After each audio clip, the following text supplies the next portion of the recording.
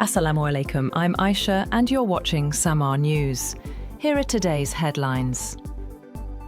China has taken its widening spat with Japan to the United Nations, accusing Tokyo of threatening an armed intervention over Taiwan and vowing to defend itself in its strongest language yet in the two-week-old dispute. China's UN ambassador wrote in a letter to the UN Secretary-General that Japanese Prime Minister Sanae Takaichi committed a grave violation of international law and diplomatic norms when she said a Chinese attack on Taiwan could trigger a military response from Tokyo. He says if Japan dared to attempt an armed intervention in the cross-strait situation, it would be an act of aggression.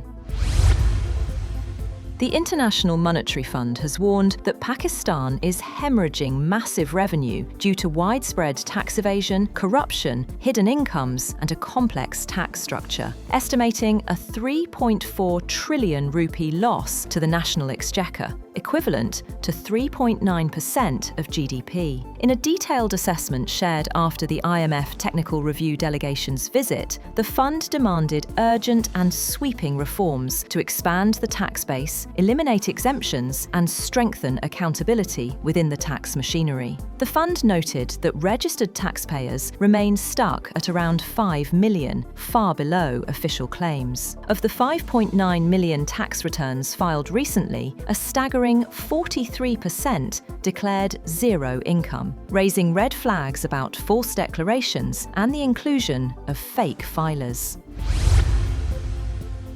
After months of trading insults, US President Donald Trump and incoming New York City Mayor Zohran Mamdani smiled at each other, swapped compliments, and pledged to collaborate on tackling crime and affordability in the nation's biggest city, at an unexpectedly friendly meeting at the White House.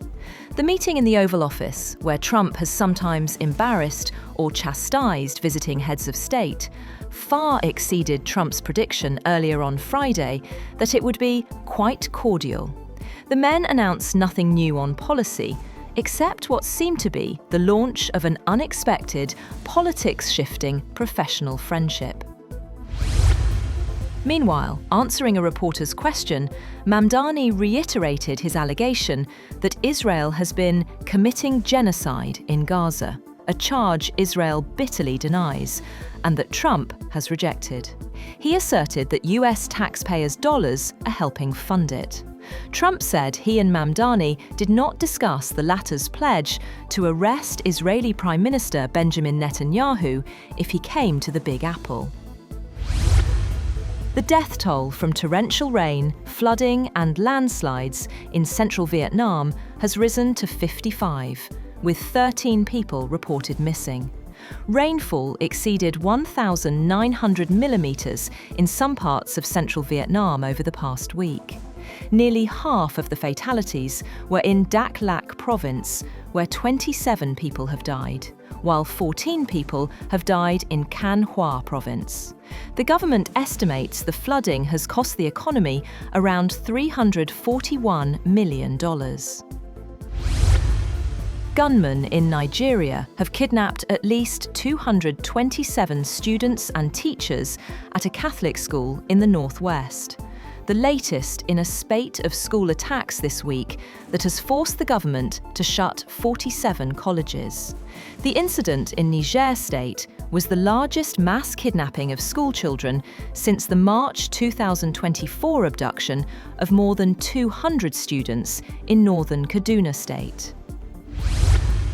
President Volodymyr Zelensky says his country will work with the United States and Europe at the level of national security advisors to shape a path toward a viable peace plan. He spoke after a nearly hour-long call with US Vice President J.D. Vance, adding that Kyiv views every realistic proposal positively and respects President Trump's push to end the fighting.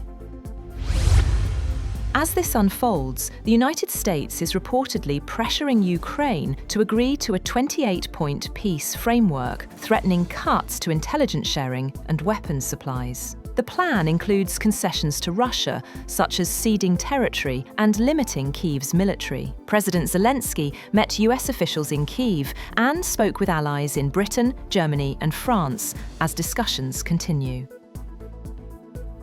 That's all for now. For more updates, visit www.samaa.tv. Thank you for watching Samaa News.